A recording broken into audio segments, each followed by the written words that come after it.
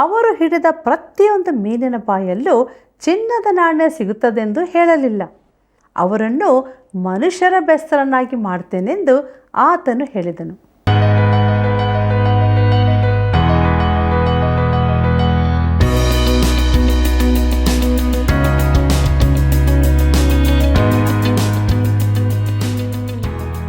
ಆತ್ಮೀಯ ಮಿತ್ರರೇ, ನೀವೆಲ್ಲರೂ ಸುಕ್ಷೇಮದಲ್ಲಿರುವಿರಿ ಹಾಗೂ ದೇವರ ವಾಕ್ಯಗಳು ನಿಮ್ಮನ್ನು ಆತ್ಮೀಯವಾಗಿ ಬಲಪಡಿಸಿದೆ ಎಂದು ನಾವು ನಂಬ್ತಾ ಇದ್ದೇವೆ. ನೀವು ಮಾಡಿದ ಅಮೂಲ್ಯವಾದ ಕಾರ್ಯಗಳಿಗಾಗಿ ಕೃತಜ್ಞತೆಗಳು. ನಮ್ಮ ಈ ಲೋಕದ ಯಾತ್ರೆಯಲ್ಲಿ ನಮ್ಮ ದೃಷ್ಟಿಯನ್ನು ಯೇಸು ಕ್ರಿಸ್ತನ ಮೇಲೆ ಇಟ್ಟಾಗ ಸಂಚಾರವು ಸುಲಭವಾಗುತ್ತದೆ. ನಿಮಗಿದು ಆಶ್ಚರ್ಯವಾಗಿದೆಯೋ? ಹಾಗಾದರೆ ಬನ್ನಿರಿ, ದೇವರ ವಾಕ್ಯಗಳ ಮೂಲಕ ನಾವು ಇನ್ನೂ ಹೆಚ್ಚಾಗಿ ತಿಳಿದುಕೊಳ್ಳೋಣ. ನಮ್ಮ ಅಧ್ಯಯನವನ್ನು ಈಗ ಪ್ರಾರಂಭಿಸೋಣ. ಪ್ರಾರ್ಥನೆಯನ್ನು ಮಾಡೋಣ. ಕರುಣಾಳು ಪರಲೋಕದಲ್ಲಿರುವ ತಂದೆಯಾದ ದೇವರೇ, ಕೃಪೆಯಲ್ಲಿ ಐಶ್ವರ್ಯವಂತನು ಪ್ರೀತಿ ಸ್ವರೂಪನೂ ಆಗಿರುವ ದೇವ, ನಿನ್ನ ಪರಿಶುದ್ಧವಾದಂಥ ನಾಮಕ್ಕೆ ಸ್ತೋತ್ರವಾಗಲಿ. ಈ ಕಾರ್ಯಕ್ರಮವನ್ನು ವೀಕ್ಷಿಸುವಂಥ ನಮ್ಮ ಪ್ರಿಯ ಬಾಂಧವರನ್ನು ಆಶೀರ್ವದಿಸ್ತಾ ಬಂದಿದ್ದೀ, ಅದಕ್ಕಾಗಿ ಸ್ತೋತ್ರ. ದೈಹಿಕವಾಗಿಯೂ ಮಾನಸಿಕವಾಗಿಯೂ ಆತ್ಮಿಕವಾಗಿಯೂ ಎಲ್ಲ ಕ್ಷೇತ್ರಗಳಲ್ಲಿಯೂ ನಮ್ಮ ಪ್ರಿಯರು ಆಶೀರ್ವದಿಸಲ್ಪಡಬೇಕು ಮತ್ತು ಇವರ ಮೂಲಕ ಇನ್ನು ಬೇರೆಯವರು ಕೂಡ ಆಶೀರ್ವದಿಸಲ್ಪಡಬೇಕು. ನಿನ್ನ ವಾಕ್ಯದ ಮಾರ್ಗದಲ್ಲಿ ಈ ಪ್ರಿಯರನ್ನು ನಡೆಸಬೇಕೆಂದು ಯೇಸುವಿನ ನಾಮದಲ್ಲಿ ಬೇಡಿದ್ದೇವೆ, ಆಮೇನ್. ಕರ್ತನಲ್ಲಿ ಪ್ರೀತಿಯುಳ್ಳ ಸಹೋದರ ಸಹೋದರಿಯರೇ, ನನ್ನ ಕೃಪೆಯೇ ನಿನಗೆ ಸಾಕು, ಬಲಹೀನತೆಯಲ್ಲಿ ಬಲವು ಪೂರ್ಣ ಸಾಧಕವಾಗುತ್ತದೆ ಎಂಬುದಾಗಿ ಹೇಳಿದಂಥ ನಮ್ಮ ರಕ್ಷಕನಾದ ಯೇಸು ಕ್ರಿಸ್ತನ ಅತಿ ಪರಿಶುದ್ಧವುಳ್ಳ ನಾಮದಲ್ಲಿ ನಿಮ್ಮೆಲ್ಲರಿಗೂ ನನ್ನ ಹೃದಯಪೂರ್ವಕವಾದ ಪ್ರೀತಿಯ ವಂದನೆಗಳು. ಪ್ರೀತಿಯುಳ್ಳ ದೇವಜನರೇ, ಕೊರಿಂಥದವರಿಗೆ ಬರೆದಂಥ 2ನೇ ಪತ್ರಿಕೆಯ ಅಧ್ಯಯನದಲ್ಲಿ ನಾವು ಮುಂದೆ ಸಾಗುವಾಗ ದೇವರಾತ್ಮನ ನಡೆಸುವಿಕೆಯನ್ನು ಬೇಡಿಕೊಳ್ಳುತ್ತಾ ನಮ್ಮ ಧ್ಯಾನದಲ್ಲಿ ಕೊರಿಂಥದವರಿಗೆ ಬರೆದಂಥ 2ನೇ ಪತ್ರಿಕೆ 12ನೇ ಅಧ್ಯಾಯ 11ನೇ ವಚನವನ್ನು ಗಮನಿಸೋಣ. ಅಲ್ಲಿ ಹೀಗೆ ಬರೆದದೆ: ನಾನು ಹೀಗೆ ಬರೆದು ಬುದ್ಧಿಹೀನನಾದೆನು, ಅದಕ್ಕೆ ನೀವೇ ನನ್ನನ್ನು ಬಲವಂತ ಮಾಡಿದಿರಿ. ನಿಮ್ಮಿಂದಲೇ ನನಗೆ ಹೊಗಳಿಕೆಯೂ ಉಂಟಾಗಬೇಕಾಗಿತ್ತು. ಯಾಕಂದರೆ ನಾನು ಕೇವಲ ಅಲ್ಪನಾದರೂ ಅತಿ ಶ್ರೇಷ್ಠರಾದ ಅಪೋಸ್ತಲರೂ ಅನಿಸಿಕೊಳ್ಳುವ ಆ ಜನರಿಗಿಂತ ಒಂದರಲ್ಲಿಯಾದರೂ ಕಡಿಮೆಯಾಗಲಿಲ್ಲ ಎಂಬುದಾಗಿ. ಕರ್ತನಲ್ಲಿ ಪ್ರಿಯರೇ, ಈ ವಿಚಾರ ಪೌಲನು ಎಷ್ಟು ದೀರ್ಘವಾಗಿ ಬರೆಯುತ್ತಾನೆಂದು ನೋಡಿರಿ. ಮೊದಲು ಅನೇಕ ಬಾರಿ ಮಾಡಿದಂತೆ ಅವನು ಮತ್ತೊಂದು ಸಾರಿ ಕ್ಷಮೆಯಾಚಿಸುತ್ತಾನೆ. ಅವನು ತನ್ನನ್ನು ಅಪೋಸ್ತಲರಲ್ಲಿ ಅತಿ ಕನಿಷ್ಠದವನೆಂದು ಹೇಳುತ್ತಾನೆ. ಆದರೂ ಅತಿ ಶ್ರೇಷ್ಠರಾದ ಅಪೋಸ್ತಲರಿಗಿಂತ ತಾನು ಯಾವುದರಲ್ಲಿಯೂ ಕಡಿಮೆಯವನಲ್ಲವೆಂದೂ ಹೇಳುತ್ತಾನೆ. ಅವನನ್ನು ಯಾರಾದರೂ ಸಮರ್ಥಿಸಬೇಕಾಗಿತ್ತು, ಆದರೆ ಯಾರೂ ಹಾಗೆ ಮಾಡಲಿಲ್ಲ. ಕೊರಿಂಥದವರಿಗೆ ಬರೆದ 2ನೇ ಪತ್ರಿಕೆ 12ನೇ ಅಧ್ಯಾಯ 12ನೇ ವಚನ ಹೀಗೆ ಹೇಳುತ್ತದೆ: ನಾನು ಹಿಂಸೆಯನ್ನು ಸ್ಥಿರಚಿತ್ತದಿಂದ ತಾಳಿಕೊಳ್ಳುವುದರಲ್ಲಿಯೂ ಸೂಚಕ ಕಾರ್ಯಗಳನ್ನು ಅದ್ಭುತಗಳನ್ನು ಮಹತ್ಕಾರ್ಯಗಳನ್ನು ನಡೆಸಿದ್ದರಲ್ಲಿಯೂ ಅಪೋಸ್ತಲನಿಗೆ ಇರತಕ್ಕ ಲಕ್ಷಣಗಳು ನಿಮ್ಮ ಮಧ್ಯದಲ್ಲಿ ತೋರಿದವು ಎಂಬುದಾಗಿ. ಪ್ರೀತಿಯುಳ್ಳ ದೇವಜನರೇ, ಅಪೋಸ್ತಲರ ಸಂದೇಶಗಳಿಗೆ ಆಧಾರವಾಗುವಂತೆ ಅವನಿಗೆ ಕೆಲವು ಮಹತ್ಕಾರ್ಯಗಳನ್ನು ಮಾಡುವ ವರಗಳು ಕೊಡಲ್ಪಟ್ಟಿದ್ದವು. ಅವರಿಗೆ ರೋಗ ಗುಣಪಡಿಸುವ ವರವಿತ್ತು. ಅವರು ಸತ್ತವರನ್ನು ಎಬ್ಬಿಸಬಲ್ಲವರಾಗಿದ್ದರು. ಬೇರೆ ಭಾಷೆಗಳಲ್ಲಿ ಮಾತನಾಡುತ್ತಿದ್ದರು, ಅಂದರೆ ತಿಳಿಯದ ಭಾಷೆಗಳಲ್ಲ, ಜನರಿಗೆ ತಿಳಿದಿದ್ದ ಭಾಷೆ, ಉಪಭಾಷೆಗಳಲ್ಲಿಯೇ. ಪೌಲನು ಗಲಾತ್ಯ ಸೀಮೆಯಲ್ಲಿ ಸಂಚರಿಸಿದ್ದನು. ಆ ಭಾಗದಲ್ಲಿ ಸುಮಾರು 50ರಷ್ಟು ಭಾಷೆಗಳು, ಉಪಭಾಷೆಗಳೂ ಇದ್ದಿರಬಹುದು. ಪೌಲನು ಅವೆಲ್ಲವನ್ನೂ ಮಾತನಾಡಬಲ್ಲವನಾಗಿದ್ದನು. ಅವನು ಅವುಗಳನ್ನು ಕಲಿಯುತ್ತಿದ್ದನೋ ಇಲ್ಲ. ಆ ದಿನಗಳಲ್ಲಿ ರೋಮ್ ಸಾಮ್ರಾಜ್ಯದಲ್ಲಿ ದೇವರ ವಾಕ್ಯವನ್ನು ಅವಸರವಾಗಿ ಸಾರಬೇಕಾದ ಅಗತ್ಯವಿತ್ತು. ಆದ್ದರಿಂದ ಅಪೋಸ್ತಲರಿಗೆ ಈ ವರಗಳು ಕೊಡಲ್ಪಟ್ಟಿದ್ದವು. ಈ ದಿನಗಳಲ್ಲಿ ಸೌವಾರ್ತಿಕರು ಸೇವಾ ಕ್ಷೇತ್ರಗಳಲ್ಲಿನ ಭಾಷೆಗಳನ್ನು ಕಲಿಯಲು ಅನೇಕ ವರ್ಷಗಳೇ ಬೇಕಾಗುತ್ತವೆ. ಪ್ರಿಯರೇ, ಸೂಚಕ ಕಾರ್ಯಗಳನ್ನು ಅದ್ಭುತಗಳನ್ನು ಮಹತ್ಕಾರ್ಯಗಳನ್ನು ನಡೆಸಿದ್ದರಲ್ಲಿಯೂ ಅಪೋಸ್ತಲನಿಗೆ ಇರತಕ್ಕ ಲಕ್ಷಣಗಳು ನಿಮ್ಮ ಮಧ್ಯದಲ್ಲಿ ತೋರಿದವು ಎಂಬುದಾಗಿ ನೋಡುತ್ತೇವೆ. ಅಪೋಸ್ತಲರಲ್ಲಿದ್ದ ವರಗಳು ಅವನಲ್ಲಿಯೂ ಇದ್ದದ್ದರಿಂದ ಅವನು ಒಬ್ಬ ಅಪೋಸ್ತಲನೆಂದು ಅವರು ಗುರುತಿಸಿಕೊಳ್ಳುವಂತಾಯಿತು. ನಾವು ಒಂದು ಅದ್ಭುತವಾದ ವಾಕ್ಯ ಭಾಗವನ್ನು ದಾಟಿ ಬಂದೆವು. ಒಬ್ಬರು ಹೇಳಿದ್ದೇನೆಂದರೆ, ಪೌಲನು ತನ್ನ ಪರಲೋಕದ ಅನುಭವವನ್ನು ಹೇಳದೇ ಇದ್ದದಕ್ಕೆ ಕಾರಣವೇನೆಂದರೆ ಅಲ್ಲಿಗೆ ಹೋಗಲು ಜನರು ಮುಗಿಬೀಳಬಹುದು ಎಂದು. ಅದು ನನಗೆ ತಿಳಿಯದು. ಆದರೆ ನಾವು ಪರಲೋಕದ ಯೋಚನೆಯಲ್ಲೇ ಮುಳುಗಿ ಹೋಗಿ ರಕ್ಷಕನ ಕುರಿತು ಕೇಳಬೇಕಾದ ಅಗತ್ಯತೆಯಲ್ಲಿರುವ ನಾಶನ ಪಾತ್ರವಾದ ಈ ಲೋಕವನ್ನೇ ಮರೆತು ಬಿಡಬಹುದು. ಪರಲೋಕವು ಅದ್ಭುತವಾದ ಸ್ಥಳವಾಗಿದೆ. ನಾವು ಜನರಿಗೆ ಸುವಾರ್ತೆಯನ್ನು ತಲುಪಿಸಿ ಅವರೂ ಪರಲೋಕಕ್ಕೆ ಸೇರುವಂತೆ ಮಾಡಬೇಕು. ಕರ್ತನಲ್ಲಿ ಪ್ರಿಯರೇ, ನಾವು ಪರಲೋಕದ ಕುರಿತಾಗಿ ನಿಮಗೆ ಹೆಚ್ಚೇನು ಹೇಳಲಾಗದಿದ್ದರೂ ಪರಲೋಕದಲ್ಲಿರುವ ಒಬ್ಬಾತನ ಕುರಿತು ಹೇಳಬಲ್ಲೆ. ನಾವು ಆತನ ಕುರಿತು, ಅಂದರೆ ಕರ್ತನಾದ ಯೇಸು ಕ್ರಿಸ್ತನ ಕುರಿತು ಮಾತನಾಡಬಹುದು. ನಾವು ಆತನ ಮೇಲೆ ನಮ್ಮ ದೃಷ್ಟಿಯನ್ನಿಡಬೇಕಾಗಿದೆ. ಈ ಪತ್ರಿಕೆಯು ಇದನ್ನು ಎಷ್ಟು ಒತ್ತಿ ಹೇಳಿದೆ ನೋಡಿರಿ. ಆತನನ್ನೇ ದೃಷ್ಟಿಸುತ್ತಾ ನಾವು ಅನೇಕ ವಿಚಾರಗಳಲ್ಲಿ ಆತನಂತೆಯೇ ಆಗುತ್ತೇವೆ. ನಾವು ಆತನ ಮೇಲೆ ನಮ್ಮ ದೃಷ್ಟಿಯನ್ನಿಟ್ಟರೆ ನಮ್ಮ ಈ ಲೋಕದ ಯಾತ್ರಿಕನ ಸಂಚಾರವು ಬಹು ಸುಲಭವಾದದ್ದಾಗಿರುತ್ತದೆ. ಸೂರ್ಯನ ಬಿಸಿ ಅಷ್ಟಾಗಿ ತಾಗುವುದಿಲ್ಲ. ದಿನದ ಭಾರವು ಅಷ್ಟು ಕಷ್ಟಕರವಾಗುವುದಿಲ್ಲ. ಜೀವನದ ಬಿರುಗಾಳಿಗಳು ಅಷ್ಟು ಬಲವಾಗಿರುವುದಿಲ್ಲ. ನಮ್ಮ ಲಕ್ಷ್ಯವನ್ನು ಕರ್ತನಾದ ಯೇಸು ಕ್ರಿಸ್ತನ ಮೇಲೆ ಕೇಂದ್ರೀಕರಿಸಿ ಇಡೋಣ. ಪ್ರೀತಿಯುಳ್ಳ ದೇವಜನರೇ, ಮುಂದಕ್ಕೆ ನಾವು ಪೌಲನು ಕೊರಿಂಥಕ್ಕೆ ಮತ್ತೊಮ್ಮೆ ಬರಲು ಯೋಚಿಸ್ತಾನೆ ಎಂಬುದಾಗಿ ನೋಡೋಣ. ಕೊರಿಂಥದವರಿಗೆ ಬರೆದಂಥ 2ನೇ ಪತ್ರಿಕೆ 12ನೇ ಅಧ್ಯಾಯ 13 ಮತ್ತು 14ನೇ ವಚನಗಳನ್ನು ಗಮನಿಸಿರಿ. ಅಲ್ಲಿ ನಾವು ಹೀಗೆ ನೋಡುತ್ತೇವೆ: ನನ್ನನ್ನು ಸಂರಕ್ಷಿಸುವ ಭಾರವನ್ನು ನಾನು ನಿಮ್ಮ ಮೇಲೆ ಹಾಕಲಿಲ್ಲವೆಂಬುವ ಒಂದೇ ವಿಷಯದಲ್ಲಿ ಹೊರತು ಇನ್ನಾವ ವಿಷಯದಲ್ಲಿಯೂ ನಿಮ್ಮನ್ನು ಮಿಕ್ಕಾದ ಸಭೆಗಳವರಿಗಿಂತ ಕಡಿಮೆ ಮಾಡಲಿಲ್ಲವಲ್ಲ. ನಾನು ಮಾಡಿದ ಈ ಅನ್ಯಾಯವನ್ನು ಕ್ಷಮಿಸಿರಿ. ಇಗೋ, ನಾನು ನಿಮ್ಮ ಬಳಿಗೆ ಬರುವುದಕ್ಕೆ ಸಿದ್ಧವಾಗಿರುವುದು ಇದು 3ನೇ ಸಾರಿ, ಮತ್ತು ನಿಮಗೆ ಭಾರವಾಗಿರುವುದಿಲ್ಲ. ನಾನು ನಿಮ್ಮ ಸೊತ್ತನ್ನು ಆಶಿಸದೆ ನಿಮ್ಮನ್ನೇ ಆಶಿಸುತ್ತೇನೆ. ಮಕ್ಕಳು ತಂದೆ ತಾಯಿಗಳಿಗೋಸ್ಕರ ದ್ರವ್ಯವನ್ನು ಕೂಡಿಸುವುದು ಧರ್ಮವಲ್ಲ, ತಂದೆ ತಾಯಿಗಳು ಮಕ್ಕಳಿಗೋಸ್ಕರ ಕೂಡಿಸುವುದೇ ಧರ್ಮ ಎಂಬುದಾಗಿ. ಪ್ರೀತಿಯುಳ್ಳ ದೇವಜನರೇ, ಪೌಲನು ಅವರಿಗೆ ಆತ್ಮಿಕ ತಂದೆಯಾಗಿದ್ದನು. ಅವನು ಅವರನ್ನು ಕ್ರಿಸ್ತನ ಬಳಿಗೆ ನಡೆಸಿದ್ದನು ಮತ್ತು ಕೊರಿಂಥದಲ್ಲಿ ಸಭೆಯನ್ನೂ ಸ್ಥಾಪಿಸಿದ್ದನು. ಕೊರಿಂಥದವರಿಗೆ ಬರೆದ 2ನೇ ಪತ್ರಿಕೆ 12ನೇ ಅಧ್ಯಾಯ 15ನೇ ವಚನ ಹೀಗೆ ಹೇಳುತ್ತದೆ: ನಾನಂತೂ ನನಗಿರುವುದನ್ನು ನಿಮ್ಮ ಆತ್ಮ ಸಂರಕ್ಷಣೆಗೋಸ್ಕರ ಅತೀ ಸಂತೋಷದಿಂದ ವೆಚ್ಚ ಮಾಡುತ್ತೇನೆ, ನನ್ನನ್ನೇ ವೆಚ್ಚ ಮಾಡಿಕೊಳ್ಳುತ್ತೇನೆ. ನಾನು ನಿಮ್ಮನ್ನು ಹೆಚ್ಚಾಗಿ ಪ್ರೀತಿಸಿದರೆ ನೀವು ನನ್ನನ್ನು ಕಡಿಮೆಯಾಗಿ ಪ್ರೀತಿಸುತ್ತೀರೋ ಎಂಬುದಾಗಿ. ಕರ್ತನಲ್ಲಿ ಪ್ರಿಯರೇ, ನಾನು ನಿಮ್ಮನ್ನು ಹೆಚ್ಚು ಪ್ರೀತಿಸಿದಷ್ಟೇ ನನಗೆ ಸಿಕ್ಕುವ ಪ್ರೀತಿ ಕಡಿಮೆಯೋ ಎಂಬುದಾಗಿ ನೋಡುವಾಗ ಅದು ಒಂದು ದೂರಿನಂತೆ ಕಾಣುತ್ತದಲ್ಲವೋ? ಆದರೆ ಅವನು ಪರಲೋಕದಲ್ಲಿ ನೋಡಿದ್ದನ್ನು ಅವರಿಗೆ ತಿಳಿಸಬಾರದೆಂದು ಪವಿತ್ರಾತ್ಮನು ಒತ್ತಾಯಿಸಿದನು. ಅದರ ಬದಲಿಗೆ ತನ್ನ ಶ್ರಮೆ ನಿರಾಶೆಗಳ ಕುರಿತು ಹೇಳಬೇಕೆಂದು ತಿಳಿಸಿದ್ದನು. ಕೊರಿಂಥದವರಿಗೆ ಬರೆದ 2ನೇ ಪತ್ರಿಕೆ 12ನೇ ಅಧ್ಯಾಯ 16ನೇ ವಚನವನ್ನು ಗಮನಿಸಿರಿ. ಅಲ್ಲಿ ಹೀಗೆ ಬರೆದದೆ: ಒಂದು ವೇಳೆ ನೀವು ಅದಿರಲಿ, ತಾನು ನಮಗೆ ಭಾರವಾಗದೆ ಹೋದರೂ ಯುಕ್ತಿಯುಳ್ಳವನಾಗಿದ್ದು ನಮ್ಮನ್ನು ಉಪಾಯದಿಂದ ಸುಳುಕೊಂಡನೆಂದು ಹೇಳಿರಿ ಎಂಬುದಾಗಿ. ಪ್ರೀತಿಯುಳ್ಳ ದೇವಜನರೇ, ಈ ಮನುಷ್ಯನನ್ನು ನೋಡಿರಿ. ಅವನು ಹೇಳುತ್ತಾನೆ, ನಾನು ನಿಮಗಿರುವುದನ್ನು ಆಶಿಸಲಿಲ್ಲ, ನಿಮ್ಮನ್ನೇ ಆಶಿಸಿದೆನು. ನಿಮ್ಮನ್ನು ಕ್ರಿಸ್ತನಿಗಾಗಿ ಗೆದ್ದುಕೊಳ್ಳಬೇಕೆಂದು ಆಶಿಸಿದೆನು. ಕರ್ತನಾದ ಯೇಸು ತನ್ನ ಅಪೊಸ್ತಲರಿಗೆ ಹೇಳಿದ್ದು ಇದನ್ನೇ ಅಲ್ಲವೇ? ಆತನು ಹೇಳಿದ್ದು, ನನ್ನ ಹಿಂದೆ ಬನ್ನಿರಿ, ನಾನು ನಿಮ್ಮನ್ನು ಮನುಷ್ಯರನ್ನು ಹಿಡಿಯುವ ಬೆಸ್ತರನ್ನಾಗಿ ಮಾಡುತ್ತೇನೆ ಎಂಬುದಾಗಿ. ಇದನ್ನು ನಾವು ಮತ್ತಾಯನ ಬರೆದ ಸುವಾರ್ತೆ 4ನೇ ಅಧ್ಯಾಯ 19ನೇ ವಚನದಲ್ಲಿ ಓದುತ್ತೇವೆ.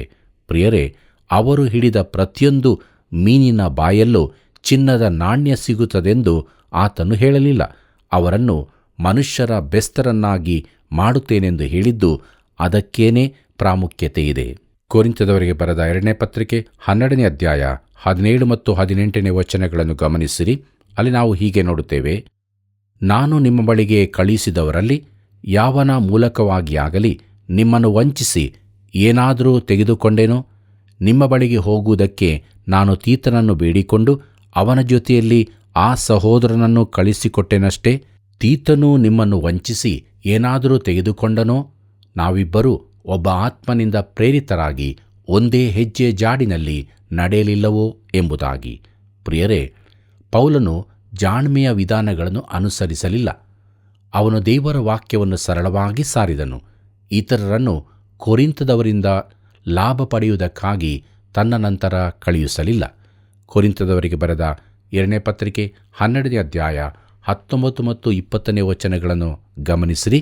ಅಲ್ಲಿ ನಾವು ಹೀಗೆ ನೋಡುತ್ತೇವೆ: ನಾವು ಇಷ್ಟು ಹೊತ್ತು ನಿಮ್ಮ ಮುಂದೆ ಪ್ರತಿವಾದ ಮಾಡುವವರೆಂದು ನೆನೆಸುತ್ತೀರೋ? ನಿಮ್ಮ ಮುಂದೆಯಲ್ಲ, ದೇವರ ಸನ್ನಿಧಾನದಲ್ಲಿಯೇ ನಾವು ಕ್ರಿಸ್ತನಲ್ಲಿದ್ದು ಮಾತನಾಡುವವರಾಗಿದ್ದೇವೆ. ಪ್ರಿಯರೇ, ನಾವು ಮಾತನಾಡುವುದೆಲ್ಲ ನಿಮ್ಮ ಭಕ್ತಿ ವೃದ್ಧಿಗೋಸ್ಕರವೇ ಆಗಿದೆ. ನಾನು ಬಂದಾಗ ಒಂದು ವೇಳೆ ನೀವು ನನ್ನ ಇಷ್ಟದ ಪ್ರಕಾರ ಇರುವುದಿಲ್ಲವೇನೋ? ನಾನು ನಿಮ್ಮ ಇಷ್ಟದ ಪ್ರಕಾರ ತೋರುವುದಿಲ್ಲವೇನೋ?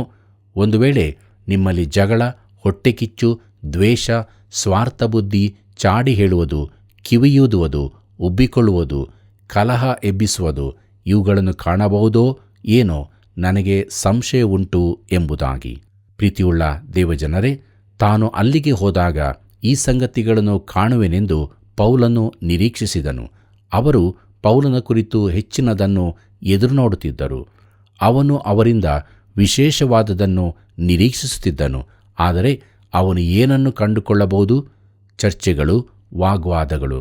ಪ್ರೀತಿಯುಳ್ಳ ದೇವಜನರೇ, ನಾನು ಅನೇಕ ವರ್ಷಗಳಿಂದ ಸೇವೆಯಲ್ಲಿದ್ದೇನೆ. ಈಗ ಯಾವ ಚರ್ಚೆಯನ್ನು ಮಾಡುವ ಉತ್ಸಾಹ ನನಗಿಲ್ಲ. ಆಗಾಗ ನನ್ನ ಕಾರ್ಯಕ್ರಮವು ಕೇಳುವವರಿಂದ ಉದ್ದವಾದ ಪತ್ರಗಳು ಬರುತ್ತಿದ್ದು, ಅವರು ಯಾವುದಾದರೊಂದು ಬೋಧನೆಯ ಕುರಿತು ನಾನು ಹೇಳಿದ್ದರ ವಿಚಾರವಾಗಿ ಚರ್ಚೆ ಮಾಡಲು ಬಯಸುತ್ತಾರೆ. ಪ್ರಿಯ ಸ್ನೇಹಿತನೇ, ನಿನ್ನ ಅಭಿಪ್ರಾಯವನ್ನು ತಿಳಿಸು ಮತ್ತು ನನಗಾಗಿ ಪ್ರಾರ್ಥಿಸು. ಆಗ ನನ್ನ ಅಭಿಪ್ರಾಯ ತಪ್ಪಾಗಿದ್ದರೆ ನಾನು ಸತ್ಯಕ್ಕೆ ನಡೆಸಲ್ಪಡುವಂತೆ ದೇವರಾತ್ಮನು ಸಹಾಯ ಮಾಡಲಿ. ನಿಮ್ಮ ಉದ್ದವಾದ ಪತ್ರದಿಂದ ನಾನು ನನ್ನ ಅಭಿಪ್ರಾಯವನ್ನು ಬದಲಾಯಿಸಲಿಕ್ಕಿಲ್ಲ. ಯಾಕಂದರೆ ಅದನ್ನು ಓದುವಷ್ಟು ತಾಳ್ಮೆ ನನ್ನಲ್ಲಿರಲಿಕ್ಕಿಲ್ಲ. ನಾನು ಬೇರೆಯವರ ಅಭಿಪ್ರಾಯವನ್ನು ದ್ವೇಷಿಸುವವನು, ಸಂಕುಚಿತ ಮನೋಭಾವದವನು ಎಂದು ನಿಮಗೆ ಯಾರಾದರೂ ಹೇಳಬಹುದು. ಪ್ರಿಯರೇ, ನಮ್ಮ ಕೆಲಸ ದೇವರ ವಾಕ್ಯದ ಪ್ರಸಾರವೇ.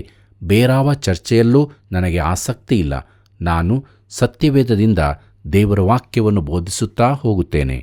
ಪ್ರಿಯರೇ, ಪೌಲನು ಇಲ್ಲಿ ಹೇಳಿದ ಎಲ್ಲ ಸಂಗತಿಗಳು ಈಗಿನ ಸಭೆಗಳಲ್ಲಿ ತುಂಬಿ ಹೋಗಿವೆ. ವಾಗ್ವಾದಗಳು, ಹೊಟ್ಟೆ ಕಿಚ್ಚುಗಳು, ಕೋಪ, ಜಗಳಗಳು, ಪ್ರತಿವಾದಗಳು. ನೀನು ಇಂಥವರ ಕುರಿತು ಕೇಳಿದ್ದೀಯಾ? ಇಲ್ಲ, ಕೇಳಿಲ್ಲ. ಹಾಗಾದರೆ ಕೇಳು. ಬಳಿಕ ಬೇರೆಯವರ ಕುರಿತಾಗಿ ಕೆಟ್ಟ ಕೆಟ್ಟ ಸಂಗತಿಗಳನ್ನು ಹೇಳತೊಡಗುತ್ತಾರೆ. ಪ್ರಿಯರೇ, ಪಿಸು ಮಾತುಗಳು ಶುರುವಾಗುತ್ತದೆ. ಒಬ್ಬರು ಹೇಳಿದ್ದಾರೆ, ನಮಗೆ ಪಿಸು ಮಾತಿನಲ್ಲಿ ಹೇಳಲ್ಪಟ್ಟ ಎಲ್ಲವನ್ನೂ ನಾವು ನಂಬುತ್ತೇವೆ ಎಂದು. ಎಂಥ ವಿಪರ್ಯಾಸವಲ್ಲವೇ? ಪ್ರೀತಿಯುಳ್ಳ ದೇವಜನರೇ, ಇನ್ನೊಂದು ಪದವಿದೆ, ಉಬ್ಬಿಕೊಳ್ಳುವುದು. ಪೌಲನು ಏನನ್ನು ಅರ್ಥ ಮಾಡಿಕೊಂಡನೋ ನನಗೆ ತಿಳಿಯದು. ಇದಕ್ಕೆ ಅತ್ಯುತ್ತಮ ವಿವರಣೆ ಡಾಕ್ಟರ್ H.A. ಐರ್ನ್ಸೈಡ್ ಅವರು ಕೊಟ್ಟದ್ದು. ಅವರಿಗೆ ಈ ಮಾತು ಓದುವಾಗ ಬಾವಿ ಇಲ್ಲವೇ ಕೆರೆಯ ಬದಿಯಲ್ಲಿ ಉಬ್ಬಿಕೊಂಡು ಕುಳಿತ ಕಪ್ಪೆಯ ಚಿತ್ರ ಎದುರಿಗೆ ಬರುತ್ತಿತ್ತು. ಅದು ಯಾವಾಗಲೂ ಇರುವುದಕ್ಕಿಂತ ಇಮ್ಮಡಿ ದೊಡ್ಡದಾಗಿರುತ್ತಿತ್ತು. ಮತ್ತೇನಾಗುತ್ತದೆ? ನೀನು ಅದಕ್ಕೆ ಕಲ್ಲು ಒಗೆದರೆ ಅದು ಕೂಡಲೇ ಮೊದಲಿನಂತೆ ಚಿಕ್ಕದಾಗಿ ನೀರಿನೊಳಕ್ಕೆ ಆರಿಹೋಗುತ್ತದೆ. ಈ ಉಬ್ಬಿಕೊಳ್ಳುವುದು ಎಂಬುದನ್ನು ವಿವರಿಸುವ ಸರಿಯಾದ ಶಬ್ದ ಸ್ವಪ್ರತಿಷ್ಠೆ ಎಂಬುದು. ನಮ್ಮಲ್ಲಿ ಅನೇಕ ಸ್ವಪ್ರತಿಷ್ಠೆಯ ಕ್ರೈಸ್ತರಿದ್ದಾರೆ. ಪ್ರೀತಿಯುಳ್ಳ ದೇವಜನರೇ, ಕಲಹ ಎಬ್ಬಿಸುವುದು ಎಂಬುದಾಗಿ ನೋಡುವಾಗ ಸಭೆಯಲ್ಲಿ ತೊಂದರೆಯನ್ನುಂಟು ಮಾಡುವುದು. ಚಿಕ್ಕ ಚಿಕ್ಕ ಗುಂಪುಗಳು ಸೇರಿಕೊಂಡು ಸಮಸ್ಯೆಯನ್ನುಂಟು ಮಾಡುತ್ತಾರೆ. ಅವರ ವಿರುದ್ಧ ದೂರಿಗೆ ಸಹಿ ಸಂಗ್ರಹ ಮಾಡುವುದು ಇತ್ಯಾದಿಗಳನ್ನು ಮಾಡುತ್ತಾರೆ. ಅದರಿಂದ ಕಲಹಗಳುಂಟಾಗುತ್ತವೆ. ಕೊರಿಂಥದವರಿಗೆ ಬರೆದ 2ನೇ ಪತ್ರಿಕೆ 12ನೇ ಅಧ್ಯಾಯ 21ನೇ ವಚನವನ್ನು ಗಮನಿಸಿರಿ. ಅಲ್ಲಿ ನಾವು ಹೀಗೆ ನೋಡುತ್ತೇವೆ: ನಾನು ತಿರುಗಿ ಬಂದಾಗ ನನ್ನ ದೇವರು ನಿಮ್ಮ ವಿಷಯದಲ್ಲಿ ನನ್ನನ್ನು ನಾಚಿಕೆಗೆ ಗುರಿ ಮಾಡನೆಂತಲೂ ಪೂರ್ವದಲ್ಲಿ ಬಂಡುತನ, ಹಾದರತನ, ಪೋಖರಿತನಗಳನ್ನು ನಡೆಸಿ ಪಶ್ಚಾತ್ತಾಪ ಪಡೆದಿರುವ ಅನೇಕರ ವಿಷಯವಾಗಿ ನಾನು ದುಃಖ ಪಡಬೇಕಾಗಿತ್ತೆಂತಲೂ ನನಗೆ ಭಯವುಂಟು ಎಂಬುದಾಗಿ. ಪ್ರೀತಿಯುಳ್ಳ ದೇವಜನರೇ, ಕೊರಿಂಥವು ಒಂದು ಕೆಟ್ಟು ಹೋದ ಪಟ್ಟಣವಾಗಿತ್ತು. ರೋಮಾಯ ಸಾಮ್ರಾಜ್ಯದಲ್ಲೆಲ್ಲ ಅದು ಒಂದು ಪಾಪಗಳ ಕೇಂದ್ರವೆಂದು ಪ್ರಸಿದ್ಧವಾಗಿತ್ತು. ಲಾಸ್ ವೇಗಸ್, ರೇನೋ ಹಾಗೂ ಇತರ ಕೆಟ್ಟ ನಗರಗಳೆಲ್ಲವೂ ಅಲ್ಲಿ ಒಟ್ಟಾದ ಹಾಗಿತ್ತು. ಜನರು ಪಾಪಕೃತ್ಯಗಳಿಗಾಗಿಯೇ ಅಲ್ಲಿಗೆ ಹೋಗುತ್ತಿದ್ದರು. ಪಾಪ ಹೆಚ್ಚಾದಲ್ಲೇ ಕೃಪೆಯು ಹೆಚ್ಚಾಗುತ್ತದೆ ಎಂಬುದು ಸತ್ಯವಾದದ್ದು. ಆದರೂ ಕೊರಿಂಥದ ಜನರು ಈ ಪಾಪಕೃತ್ಯಗಳನ್ನು ಬಹಳ ಹಗುರವಾಗಿ ಕಾಣುತ್ತಿದ್ದರು. ಪ್ರೀತಿಯುಳ್ಳ ದೇವಜನರೇ, ಇದು ಸಭೆಯ ಕುರಿತು ಒಳ್ಳೆಯ ಚಿತ್ರಣವಲ್ಲ, ಅಲ್ಲವೇ? ಈ ಪತ್ರಿಕೆಯನ್ನು ಓದಿದ ನೀವು ಹಾಗೆಯೇ ಭಾವಿಸಬಹುದು. ಕೊರಿಂಥದ ಸ್ಥಳೀಯ ಸಭೆ ಖಂಡಿತವಾಗಿಯೂ ಒಳ್ಳೆಯ ಸಭೆಯಾಗಿರಲಿಲ್ಲ ಎಂದು. ಅದು ಸತ್ಯವಾದದ್ದೇ. ಅದು ಆ ಸಭೆಯ ಕುರಿತಾಗಿ ಮಾತ್ರವಲ್ಲ, ಇಂದಿನ ಅನೇಕ ಸಭೆಗಳ ಕುರಿತು ಸತ್ಯವಾಗಿದೆ. ಸ್ವಲ್ಪ ನಿಂತು ಈ ಕುರಿತಾಗಿ ನೋಡೋಣ. ಒಂದು ವೇಳೆ ದೇವರು ಸಭೆಯನ್ನು ಲೋಕದೊಳಗಿಂದ ಈಗಲೇ ತೆಗೆದು ಬಿಡುವುದಾದರೆ, ಲೋಕದಲ್ಲಿರುವ ಎಲ್ಲ ನಿಜ ವಿಶ್ವಾಸಿಗಳನ್ನು ಆತನು ತೆಗೆದುಬಿಟ್ಟರೆ ಏನಾದೀತು? ಆಗ ಮಹಾಸಂಕಟ ಕಾಲವು ಆರಂಭವಾಗುತ್ತದೆಂದು ನಾವು ನೆನೆಸುತ್ತೇವೆ. ಮಹಾಸಂಕಟಕ್ಕೆ ಕೊಡುಗೆ ಆಗಿರುವುದು ಸಭೆಯು ಇಲ್ಲದಿರುವುದು ಕೂಡ ಆಗಿರುತ್ತದೆ. ಸಭೆ ಈ ದಿನಗಳಲ್ಲಿ ಭೂಮಿಗೆ ಉಪ್ಪಾಗಿರುತ್ತದೆ, ಲೋಕಕ್ಕೆ ಬೆಳಕಾಗಿದೆ ಮತ್ತು ಪವಿತ್ರಾತ್ಮನು ಸಭೆಯಲ್ಲಿ ವಾಸವಾಗಿದ್ದಾನೆ. ಪ್ರೀತಿಯುಳ್ಳ ದೇವಜನರೇ, ಲೋಕವು ಕೆಟ್ಟದಾಗುತ್ತಾ ಹೋಗುತ್ತಿದೆಯೋ ಒಳ್ಳೆಯದಾಗಿದೆಯೋ? ಕೆಲವರು ಹೇಳುವಂತೆ ಸಭೆಯು ಲೋಕವನ್ನು ಸುಧಾರಿಸಲಿಲ್ಲ. ಯಾಕಂದರೆ ಲೋಕವು 2000 ವರ್ಷಗಳ ಹಿಂದೆ ಇದ್ದದಕ್ಕಿಂತ ತುಂಬ ಕೆಟ್ಟು ಹೋಗಿದೆ. ಆದರೆ ನಾನು ಅದನ್ನು ಒಪ್ಪುವುದಿಲ್ಲ. ತಿಮೋತಿನಿಗೆ ಬರೆದಂಥ 2ನೇ ಪತ್ರಿಕೆ 3ನೇ ಅಧ್ಯಾಯ 13ನೇ ವಚನದಲ್ಲಿ ಹೀಗೆ ಓದುತ್ತೇವೆ: ಆದರೆ ದುಷ್ಟರು, ವಂಚಕರು, ಇತರರನ್ನು ಮೋಸ ಮಾಡುತ್ತಾ ತಾವೇ ಮೋಸ ಹೋಗುತ್ತಾ ಹೆಚ್ಚಾದ ಕೆಟ್ಟತನಕ್ಕೆ ಹೋಗುವರು ಎಂದು ಬರೆದಿದೆ.